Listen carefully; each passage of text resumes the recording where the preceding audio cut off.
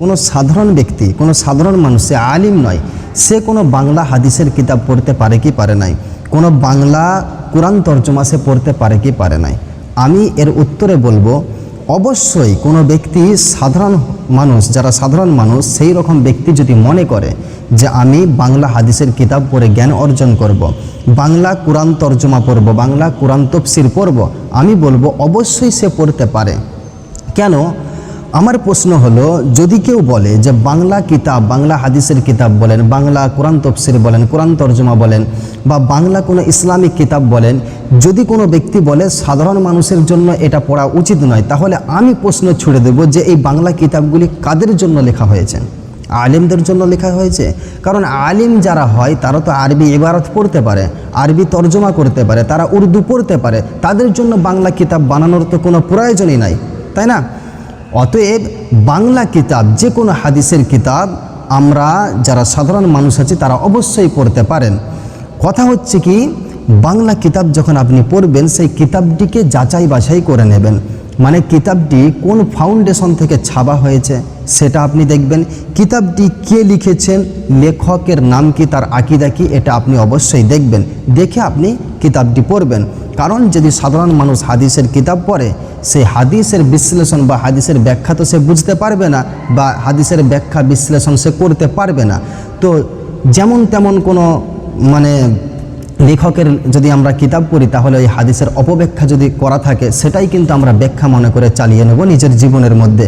সেজন্য আমাদের most important হচ্ছে কিতাবটি কে লিখেছেন, তার আকীদা কি, কোন ফাউন্ডেশন থেকে ছাপা হয়েছে, ঠিক আছে, তার ফোন নাম্বার আছে কি না, ঠিক আছে, তারপরে কিছু আমরা ডকুমেন্টস দেখে নেব, ওই আপনার যে লেখক লিখেছে তার পরিচয় কি, প্রথম পৃষ্ঠায় থাকে তার পরিচয়পত্র, ঠিক আছে, কেন কিতাবটা লিখেছেন সেই ভূমিকা থাকে, সেইগুলি আমরা দেখে অবশ্যই আমরা বাংলা কিতাব পড়তে পারি। কিন্তু সতর্ক থাকবে একটা জিনিসে, যেটা আমরা দেখেছি যে সাধারণভাবে এটা হয়ে থাকে, যে কিছু সাধারণ মানুষ আছে তারা বাংলা হাদিসের কিতাব পড়ে, বাংলা তফসির পড়ে, বাংলা ফতোয়ার কিতাব পড়ে কিন্তু তারা ফতোয়া দেয়। আমি এই জায়গাতে একটু বাধা দেব যে আমরা যারা সাধারণ মানুষ বাংলা হাদিসের কিতাব পড়ি জ্ঞান অর্জন করার জন্য, আমরা যারা বাংলা হাদিসের কিতাব পড়ি বা কোরআন তফসির পড়ি বা কোনো ফতোয়ার কিতাব পড়ি, জ্ঞান অর্জন করার জন্য আমরা জ্ঞান অর্জন করব, কিন্তু ফতোয়া দেব না। ফতোয়া আমরা কাউকে দেব না, মাসলা মাসাইল আমরা কাউকে বাংলা কিতাব পড়ে দিতে যাব না।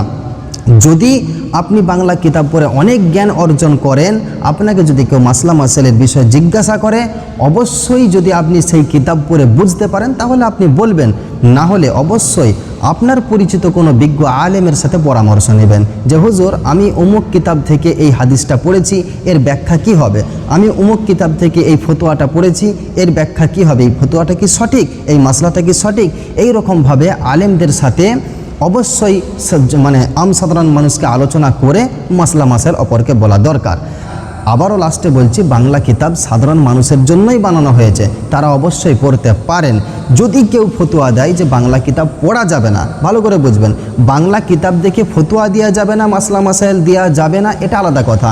কিন্তু বাংলা কিতাব পড়া যাবে না যদি কেউ বলে, তাকে আপনি ঘুরিয়ে প্রশ্ন করবেন, তাহলে বাংলা কিতাব লেখা হয়েছে কার জন্য? তাহলে বাংলা কিতাবগুলো বন্ধ করে দেন। কথা বুঝতে পারলেন না? আল্লাহ তাআলা আমাদের সকলকে সঠিক দিন বোঝার